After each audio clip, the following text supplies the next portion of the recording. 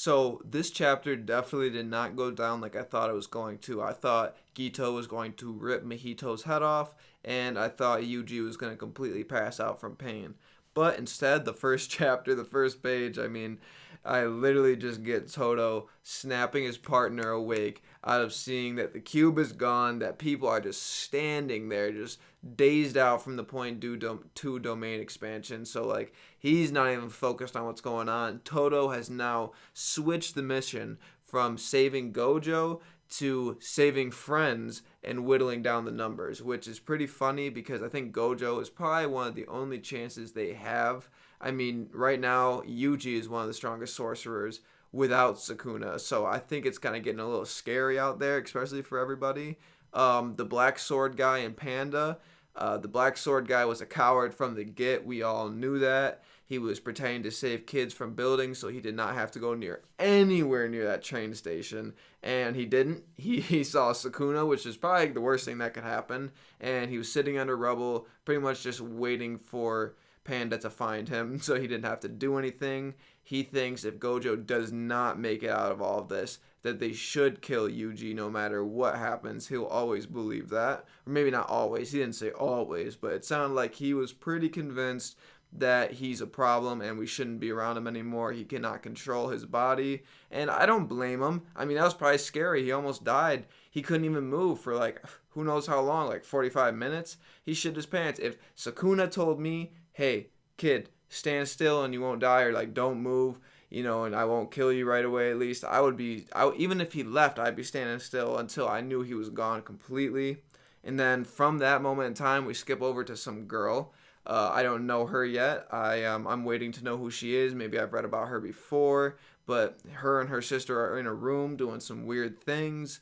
A friend calls that is near the battleground and says a lot of stuff's going down. And she tells them to pretty much just get everything out of there. I got all the money I need. Switch all the files over. They say understood.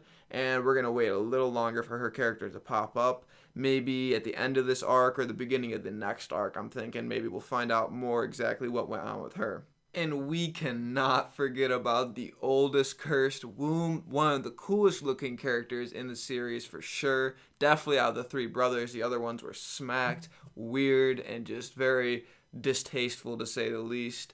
I'm kind of concerned about him because it looks like he's heading over to Yuji, and with the way Gito's looking and fighting right now, I would not want to go over there. He has a blood manipulation technique, and that's pretty cool, and he has other abilities. He's definitely strong, but Yuji implanted a memory in his ass like the 1,000 Years of Death.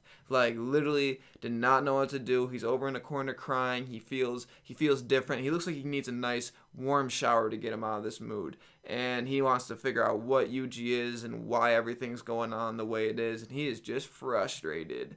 But, I mean, who cares about that? He's going to go over and get mopped if he goes over anywhere near Yuji right now, because my boy Yuji is getting mopped by a bunch of cursed spirits, semi-grade 1 and up. He got fallen into a well. The boy's getting hit with octopuses.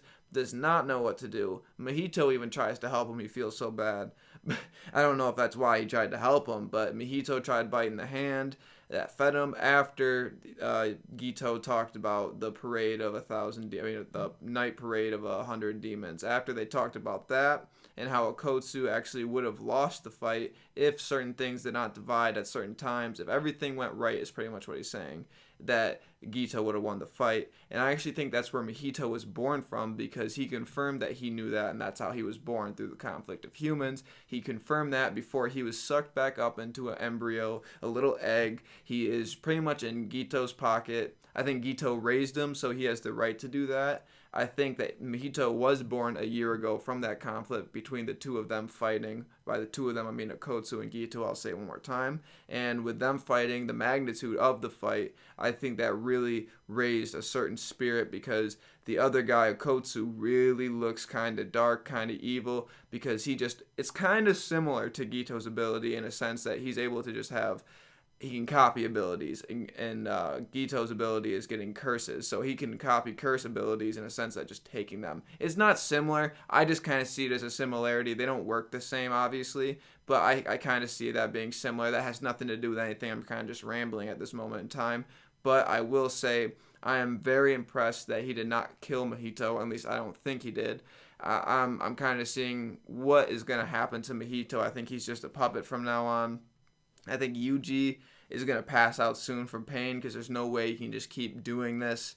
And Akotsu's going to come in and fight him because I don't see Panda. Panda's not going to give him the hands. Maki's gone. I don't know where anybody is. Really, only the weak people are left. So I can only see somebody coming in, or maybe Gojo figuring out how to get out of the cube, which I find very unlikely.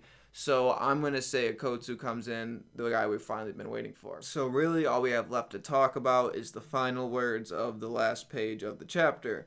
And I don't think Yuji's going to want to talk about it very much because he just got his resolve fighting Mahito. He doesn't care about much at this moment in time. He's just trying to get his master back. Like, we've seen that throughout the chapter a bunch of times. He's just like, I want him back, give me him back, give me him back. So hopefully he'll be able to get him back. I don't know. I think Sukuna might actually have to come out now. I was thinking maybe in the Mahito fight, but I didn't realize how injured Mahito was before he went into that form.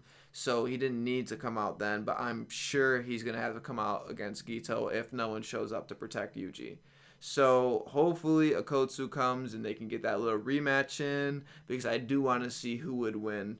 I mean, like, I don't know. Obviously, this isn't the same Gito, and apparently things were uneven the first time they fought. So I'd like to see a nice fair fight. I'd like to see Akotsu's abilities. Maybe Sukuna come out and rage. You know, I just want to see something cool, but I don't think Yuji's going to be in the fight much longer, and if he is, I don't think he's going to be talking to Gito's ass. I don't think he's like Mahito at all. I don't think he wants to discuss anything. So I kind of think that's how the chapter is going to come about, is that somebody's going to come that is on the same level, because I think Yuji is done. I think he's proven more than enough. But I'm done with my review. If you like the review, just leave a comment, like, and subscribe if you like it that much. Come back for the next chapter review.